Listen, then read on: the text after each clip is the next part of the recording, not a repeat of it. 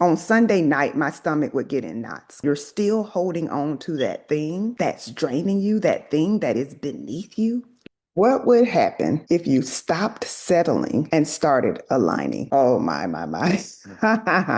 How many of you are settling when you should really be expecting more and asking for more? Alignment produces harmony and peace. And this is what you want. This is what you want your life to look like. I'm not saying it produces perfection.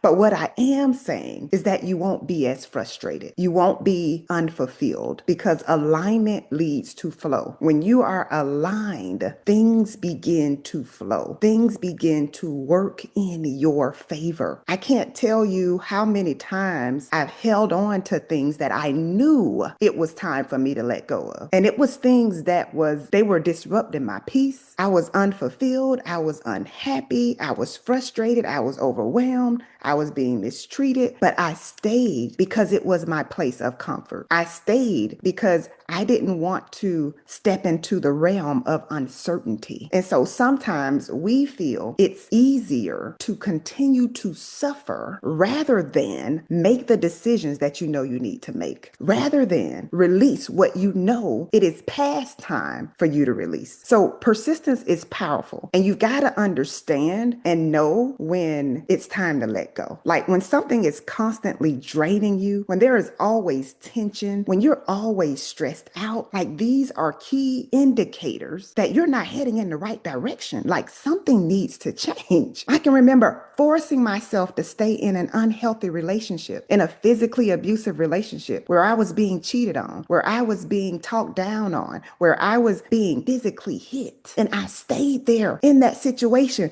I didn't want to start over. I had already invested years of my time, but all I was doing was prolonging the breakthrough that I had been praying for. And so you've got to understand that when it's time to go, it's time to go. And you trying to force something is only going to lead to your continued frustration. And so if you've been in a situation where you're saying, I want more, I want a better relationship, I want a better job, I want a promotion, I want to do this, I want to do that, but you're still holding on to that thing that's draining you, that thing that is beneath you, like make the decision. I can't tell you how many tough decisions I've had to make over the last 2 years, but I can tell you this. I have experienced a magnitude of blessings that I would have never had access to had I stayed in that toxic work relationship. Like had I stayed in a place where I was unfulfilled, had I stayed in a situation that I know I had outgrown, I wouldn't be experiencing the breakthroughs. I wouldn't have an opportunity to develop relationships with people I have admired for years from a distance. But it all came when I released. And so what you need to understand is that you've got to be willing to release the lesser for the greater. You've got to be willing to, you can't accept something new when you're holding on to the old. And so if you're afraid of stepping into new territory, you got to be honest with yourself. And then you've got to make the decision. I can't stay here. I've outgrown this. I'm unhappy. This thing is sucking the life out of me. And so you've got to understand, like when something is meant for you, it won't require so much effort and time and energy and frustration. Like, yeah, there's a certain level of challenge that you're going to experience when you're trying to step into something new. I'm not talking about that. I'm talking about being in a place, like, let me give you a clear example of this workplace that I was in. On Sunday night, my stomach would get in knots because I didn't want to go. When I got ready to turn into that parking garage, like I was just like, oh, I don't want to be here. So why did I keep going day after day? Because it was my place of comfort. You don't have to force yourself to go to a job that you love.